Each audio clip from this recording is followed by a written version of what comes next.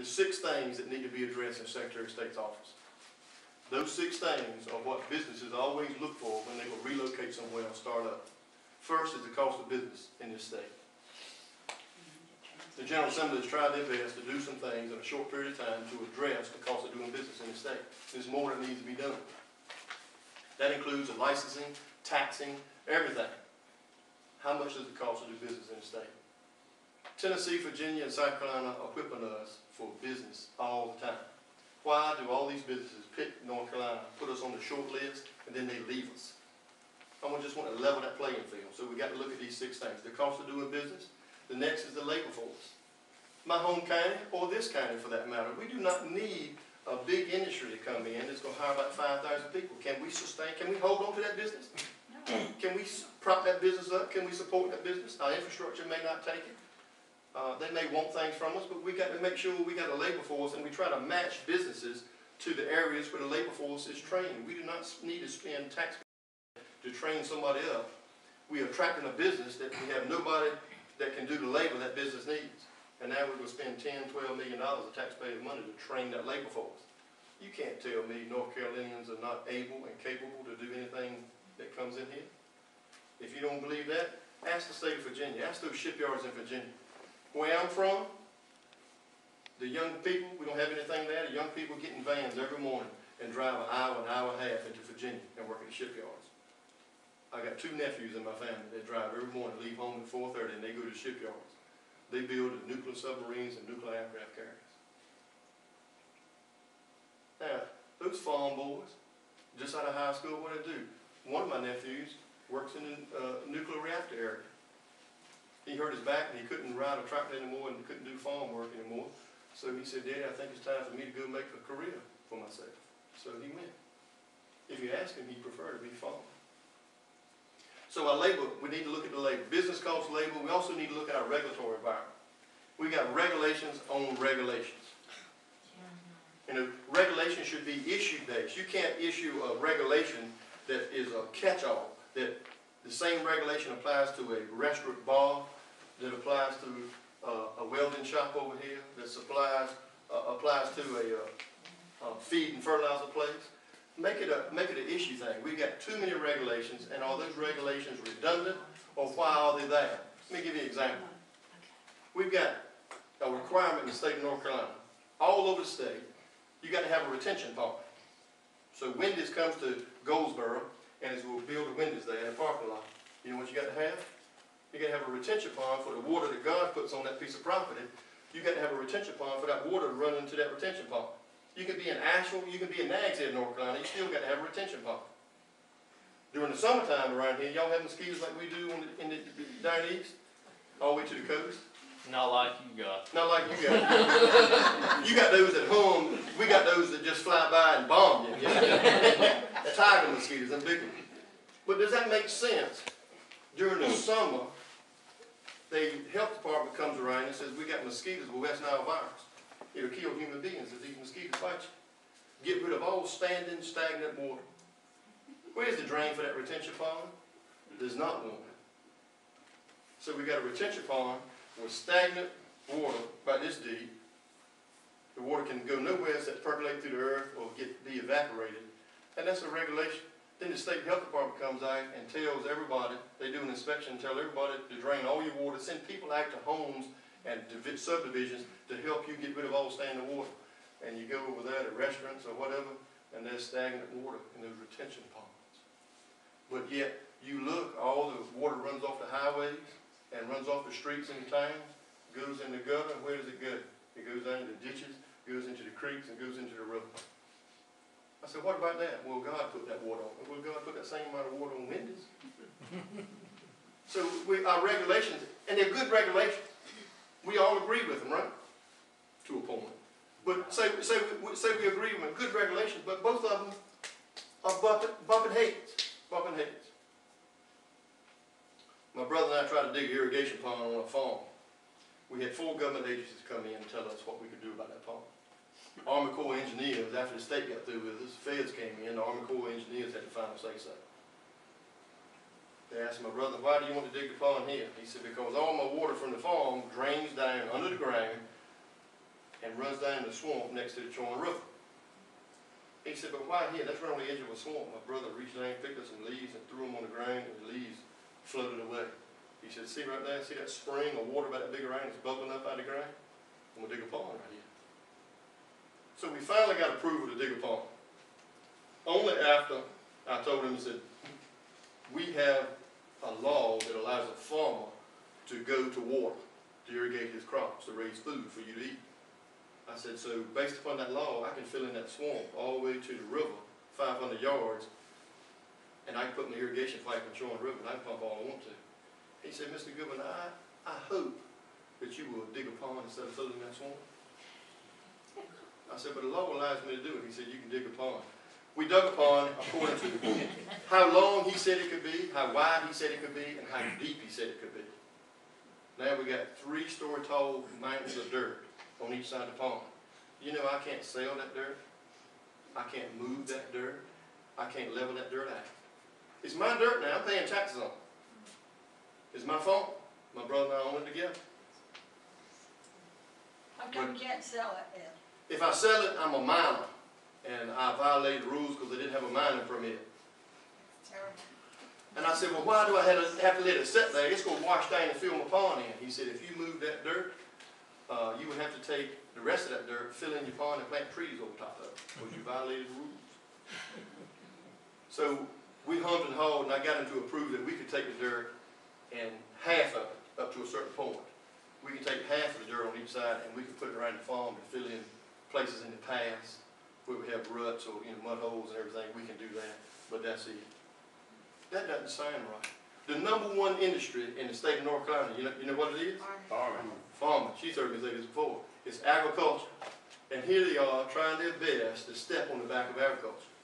You know what the #2 business in North Carolina is? Military. Yeah, and third is tourism. So business cost, labor force, and regulations. We also got to look at economic climate. We are not set up to go, economic climate does like this, does it not? It ebbs and flows, it goes up and down. We need to plan better for those upticks as well as those downticks. You know, what is our economic climate? What can it stand? What do we need to go after in this economic time? We missed the opportunity. If the #2 business in the state of North Carolina is military, we missed the opportunity. We should really concentrate on the military. We should recruit businesses that assemble military items. You know, if you go build a tank, you cannot go to one place and it starts right there from scratch and it builds every part and puts it together. You know what they do? They farm it out under contracts, and parts are made all over the country, and they bring them to one central place. Some state, some business has got the contract to assemble those tanks. We should be doing that. Because guess what? Do we always have to have defense? Defense industry usually holds on pretty good. And in this state, with the Marines and the Army, the soldiers, we got a heavy Marine and Army presence, as well as the Air Force bases we have here, as well as the National Guard, as well as CIA bases. You know that? You know we got secret confines in the state of North Carolina. Did you know that? Where people operate and are trained in secret, That's why we don't know. and they go off and you're not supposed to know. And if you live down a road that place is on, a bus will come by with black light windows, and you can't tell whether anybody's on the bus or not. They keep it secret pretty good. You know, so we've got to go with that economic climate. If business is booming in one industry, guess what? It's going to go down in that industry sooner or later, right? We can adjust ourselves and go with that ebb and flow. It's like in the ocean. You go out in the ocean, you stand in the water this deep. The wave comes as high as the ceiling. What do? It's fun. You just jump up in the air, and the wave carries you and sets you back down, right? We need to do the same thing with that ebb and flow on that economic climate. We also need to look at our growth prospects. What is our growth possibility in that industry or in any kind of industry in the state of North Carolina, as well as in the country, in the United States of America, as well as international growth prospects? China owns us, is that right? Close. Close. Okay, well, the state of North Carolina, China's got a lot of people to feed, right? Yeah. And #1 is agriculture, #2 is military, but let's just go with agriculture. Let's also go with manufacturing. Why can't we take the first step and we get the Chinese to come here and invest in our infrastructure, build us assembly plants, build us manufacturing facilities, then we get our money back, right? They will do it for us. You look at history, it's been done over and over again. United States has done it, other countries have done it, they keep going back and forth. That's that ebb and flow of business. One side of the pond, one side of the ocean, and it comes back the other side. Get the Chinese to come into North Carolina and invest. There's 2 Chinese farming operations just about 30 miles from me. It's called the Desert. And they go over there and the Orientals have bought up land over there. Nobody would have ever paid the price they paid for it, you know. Then another outfit came in and bought up about 5,000 to 8,000 acres in one block. Paid cash money for it. Why all these foreigners want to buy North Carolina farmland? Our farmland is very diverse. We can grow any crop there is on it, you know. We're a powerhouse when it comes to food production. We're a powerhouse when it comes to work. We're a powerhouse when it comes to military. We're a powerhouse when it comes to tourism. So that the international climate, the growth prospects in that is very important. The last thing, I'll do 6, because I think I've got 5 so far. But that last one is quality of life. If I had a business in New Jersey and I wanted to move to North Carolina, would I be concerned about education in this state? Yes. Absolutely. Would I be concerned about the recreational possibilities in the state? Yes. Medical availability, Big time. hospital, retirement, all this type of stuff. Would I be interested in that? Absolutely. It sounds like, well, that's kind of simple. Well, it is. The Secretary of State has 100 quality control points in the state of North Carolina. You know what they are? No. 100 counties in this state. Can't the Secretary of State call 100 counties at least once a year, or visit 100 counties once a year, and talk to the county manager, chairman of the Board of Commissioners, economic development director, or the Chamber of Commerce, and say, what is obstructive to business in your county? I guarantee you, if you do that, you will have a long list from all 100 counties. Some of them will be repetitious. There's no doubt about that. But then take that list, analyze that list, and then make your low-hanging fruit list. That means the ones that you think can be accomplished by the General Assembly, can be changed, that will greatly affect business. And then the Secretary of State goes to the General Assembly and says, ladies and gentlemen, if you would change these top 10 things here, top 5 things, based upon this survey of the economic climate, the business development climate in the state of North Carolina, you will change the business climate in this state. If that's done for 4 years in a row, do you think the business climate in the state would change? Sure. I think it will. I do not think the current Secretary of State is doing that. I don't see the Secretary of State job as an office job.